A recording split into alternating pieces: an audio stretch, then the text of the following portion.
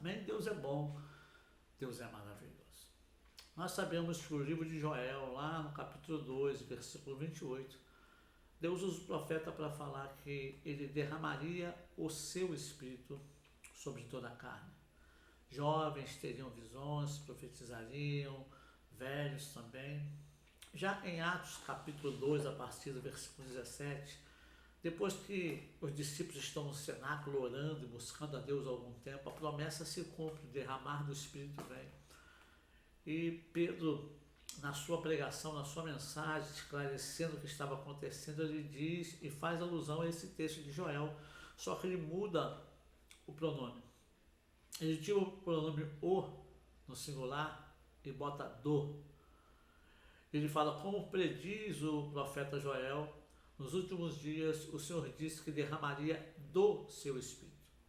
Então em Joel nós temos que Deus derramaria o seu Espírito. Em Atos ele diz que derramaria do seu Espírito. Será que existe um erro de português, um erro de pronúncia, transcrever errado? O que foi? Não. Nós entendemos, precisamos compreender algumas coisas. Sem o Espírito Santo não dá. Eu e você não podemos cumprir os propósitos de Deus sem o Espírito Santo. Por nós mesmos, nas nossas forças, na nossa capacidade humana, é impossível cumprir o propósito de Deus. Davi, sem a unção de Deus na vida dele, ele não conseguiria matar um urso e um leão. Sansão, sem o Espírito Santo, não conseguiria fazer toda aquela estripulia que ele fez com a força. A Bíblia diz que o Espírito Santo vinha sobre ele e ele se tornava uma fera, digamos assim.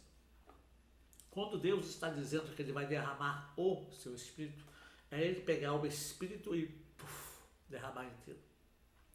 Quando ele diz que ele vai derramar do Espírito, é ele pegar o que o Espírito tem, Santo, e derramar do que ele tem. Quando nós olhamos para esse lado, ele está falando de derramar dons. E quando ele fala de derramar dons, dons são presentes, é algo que vem de fora para dentro. Então qualquer um pode ter. E nos últimos dias, os tempos que nós vivemos hoje, nós vemos muitas pessoas operando nos dons. E nós olhamos e falamos, como é que pode aquela pessoa ser usada por Deus dessa maneira? Eu conheço a vida dela é assim, assim, assim, assim, porque ela recebeu do Espírito.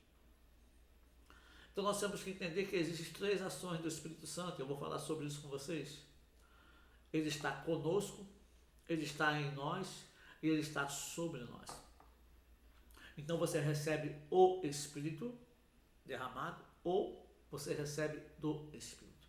O problema é que muita gente quer receber do Espírito, porque os dons nos faz aparecer, essa é a verdade. Os dons fazem com que aparecemos, os dons fazem com que operamos no átrio e no lugar santo.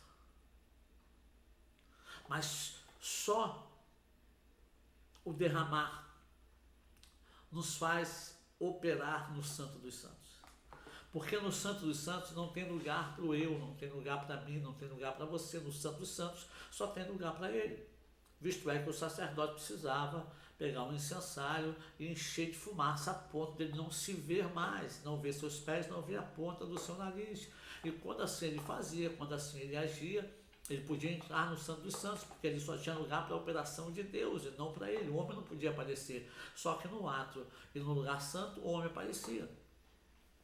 Então tem muita gente que não quer perder a glória, tem muita gente que não quer perder o holofote, tem muita gente que não quer tirar o seu nome do outdoor, tem muita gente que não quer tirar, sabe, a sua fama. Então nós temos que entender primeiro, quando é que o Espírito Santo está conosco? Qual é a função do Espírito Santo estar conosco? Eu quero abrir um parênteses aqui, antes, para falar para você, querido, querida, que o Espírito Santo não é o teu empregado, nem o meu empregado. Ele não é nosso servo, ele não tem que obedecer o que eu digo para ele fazer, eu não determino o que ele faz. A Bíblia diz que ele intercede por mim com os gemidos inexprimíveis. Sim, mas isso não me dá a autoridade de falar, Espírito Santo faça isso, Espírito Santo faça aquilo, porque ele não é, eu não sou senhor dele. Ele não depende de mim, eu que dependo dele. Jesus falou, eu vou para o Pai, mas não deixarei vocês órfãos, enviarei outro Consolador, outro Paracleto, mesmo poder, mesmo nível, e ele vos ensinará tudo o que vocês precisam. Escute ele, dê ouvido a ele, converse com ele, se submeta a ele, porque é ele que vai conduzir vocês no meu lugar. O Espírito Santo está conosco, significa que é ele, querido, querida, que nos convence do pecado, do juízo e da justiça. Esse é o primeiro ponto dele estar conosco. E ele está com todos.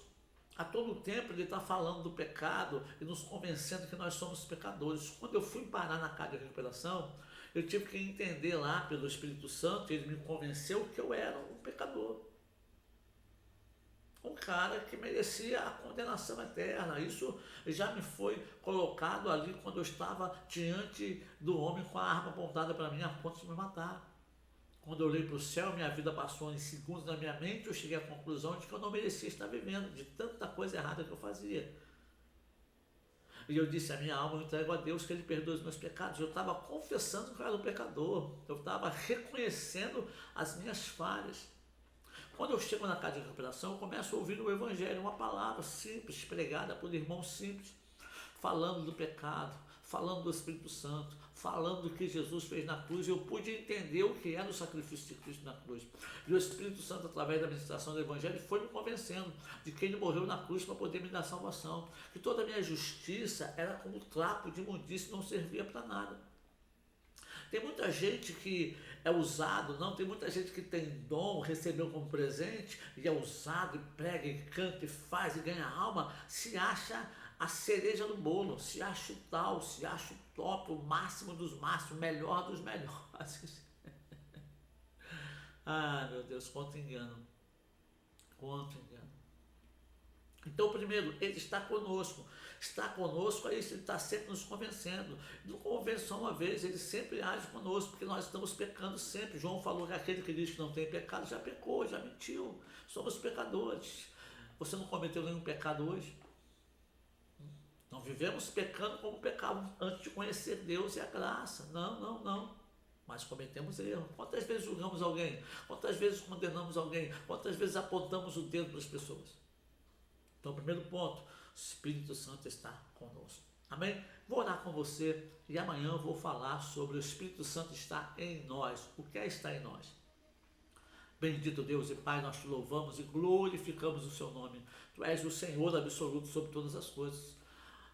Nos conduz à sua presença a cada dia mais, Senhor, para a glória e honra do seu nome. Que o Senhor nos convença a cada dia do erro, do pecado, da falha, daquilo que nós cometemos, para a glória e honra do seu nome, em nome de Jesus.